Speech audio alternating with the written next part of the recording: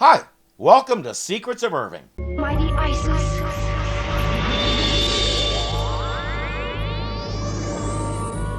And so, unknown to even her closest friends, Rick Mason and Cindy Lee, she became a dual person. I guess Cindy Lee was a dual person too. On alternate days, she's Cindy Lee and Rennie Carroll. That's a famous blooper from this episode, so I'd be remiss not to show it and make fun of it. Those of us who've seen the other two-part stories in Shazam know what to expect as far as recap from last time. Nothing. Well, now we know how to make lightning and thunder. That is not good enough. I want to control all the weather. Now, I want the plans for the other half of this machine. Hey, I don't understand, Professor. With your knowledge... Since you have already designed one of these machines, Professor, we only thought that you... They bought Rick Mason's design, not mine. Rick designed this thing? Who exactly is our good-hearted, easygoing, lovable, slightly clumsy, and forgetful friend anyway? Seems like there's a lot more to him than anybody ever told us. No wonder he could afford a boat. And they're going to pay for it. And so will he.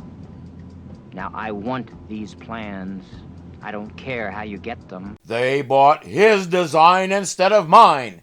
But where lesser men would work harder and create a better design, I shall steal his design and have it for my own! Wah! Rick is concerned about the way those guys are playing with the weather, but it's in the hands of the police now. The kids, no, I am not going to try and say their name again, I just washed this shirt, have their own ideas. Ranji says, we'll make them come to us. Why would those dudes come to us? Because we've got the plans to Operation Weathermaker. But we don't have the plans. Yeah, but, they don't know that. Why would a group of teenagers with too much time on their hands have the plans? How would they get them? Soon, the word on the street is that they have the plans and they want to sell them to the highest bidder. The henchman reported to Professor What's-His-Noodle. Heather, where were you? All set. I got a meeting with those guys in 30 minutes. Okay. In a deserted warehouse. All right. Rennie, as soon as those guys show up, I'll give you a call on the CB. And then you get on the horn to the police, okay? Right. Let's go. They always leave Rennie behind because she's just a girl. An abandoned warehouse with guys you know are dangerous is no place for a girl. An abandoned warehouse with guys you know are dangerous is no place for any of them, but especially a girl, because she's girlical. CJ stands guard while Ranji and Feather break in through the roof. Meanwhile, Rick is showing off his new CB radio. Hello, Lookout? That was Rennie's voice. Turn back. Lookout? Hello, Lookout. This is burglar alarm. What's happening out there? Over. Burglar alarm, this is Lookout. Yeah, we're in front of the warehouse and the troops are moving into position. Rick, those kids are up to something. The signal is strong, so the warehouse they mentioned shouldn't be too far away. The average handheld CB at the time could maybe reach half a mile with full signal on the meter, so by going different directions and watching the signal strength, it shouldn't take too long to narrow the search.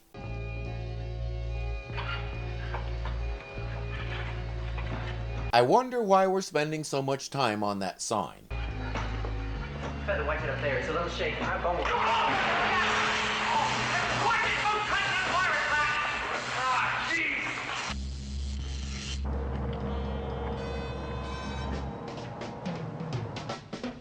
Oh, but that raises another question. If the place is abandoned, why is the electricity still on? Rennie, I think something's gone wrong. Looks like the guys are in trouble. I'm going in after him. CJ, what is your location? CJ. Miss Thomas, they're in a warehouse on the corner of Seaward and Marina. Rennie, stay right where you are. We're on our way. And the bad guys haven't even appeared yet. They did this all by themselves. CJ breaks the door in, and Mr. Mason comes in a moment later. Oh, mighty Isis.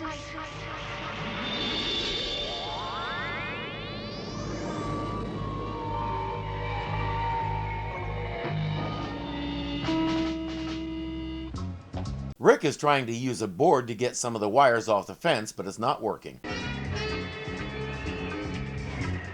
That's a lot easier than how CJ got in. Easier on the facilities, too. It's ISIS.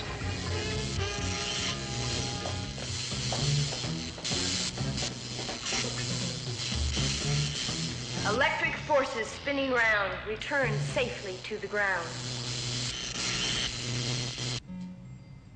Well, there's your problem, guys. You didn't talk to it.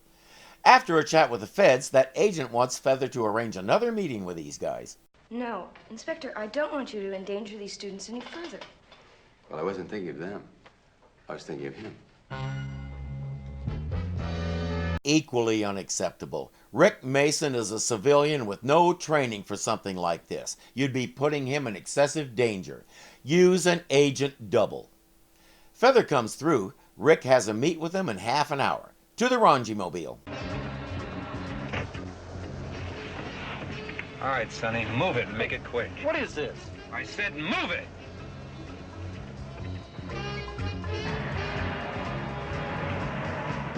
There may be a slight change of plans, which is to say CJ, Rennie, and Feather are left behind. They tell Miss Thomas.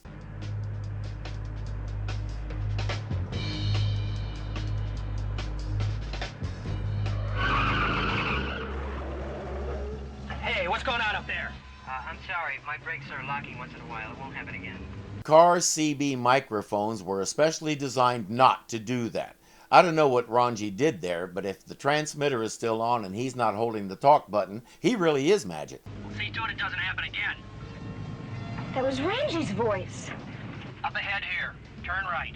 You mean here at Simon Park? Good boy, Ranji. That's what we needed to know. Andrea calls the federal agent guy on that payphone you saw. In the car, the signal is getting fainter. They can't afford to lose it. Yes, Inspector Bryce, please. Inspector Andrea Thomas here. Where are we going? Simon Park? Well, I thought it was best if I notify you. She didn't hear that, but it doesn't matter. She can find them in moments from the air anyway. This is going to take some teamwork. O mighty winds which blow on high, lift my voice into the sky. Captain Marvel? Captain Marvel. Follow my voice. Captain Marvel. Follow my voice, Captain Marvel. Captain Marvel decided when you start hearing voices, you've been doing this too long, and hung up his cape. We meet again, Mason. Professor. So you're the one. That's his name. He finally got home from that 3-hour tour. We're going all out for the final episode.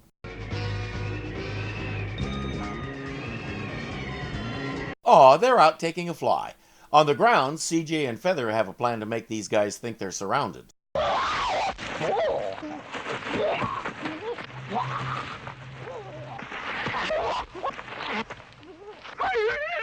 You're surrounded. Come on. The last time I saw anybody or anything run backwards that fast, it was my dog, and a skunk was chasing her. Police sirens are coming, so the professor heads for that helicopter. Randy, I'll get the professor.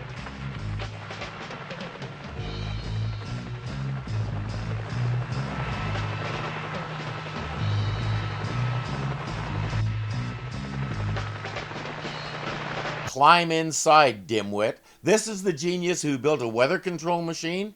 He climbs in just as Captain Marvel approaches the chopper.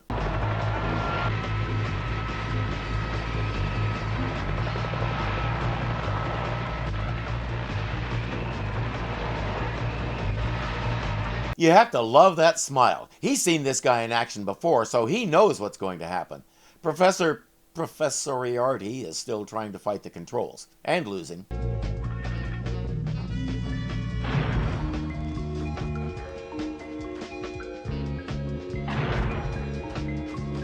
Now he's just messing with them, as if they don't have it coming.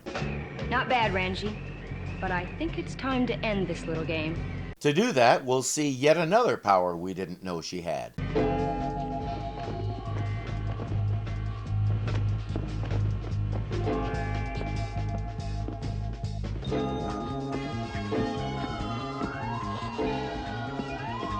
That brings me to today's question. What is the plural of ISIS? You know where the comment box is, and go. You should be proud of yourselves. You were very brave today, and also law-abiding. Yes, sir, you make quite a team. Speaking of teams, you weren't too bad yourselves. This would be the last time we saw them separately or together. Shazam had wrapped up a week earlier, and there wouldn't be any more ISIS. Joanna Cameron left acting a few years later and pursued several other fields. Brian Cutler eventually moved into teaching, as did Joanna Pang. Ronalda Douglas, who played Rennie, quit acting but is still around as far as I can tell. I had a hard time finding out what she's doing with herself now, but there's a very good chance it's none of my business. I want to toss out a special thanks to Nash from Radio Dead Air for pointing me to Shazam, and an extra special thanks to my friends for loaning me their ISIS DVDs. I enjoyed this journey, and I hope you did too. Where to next? I have no idea. Stay tuned.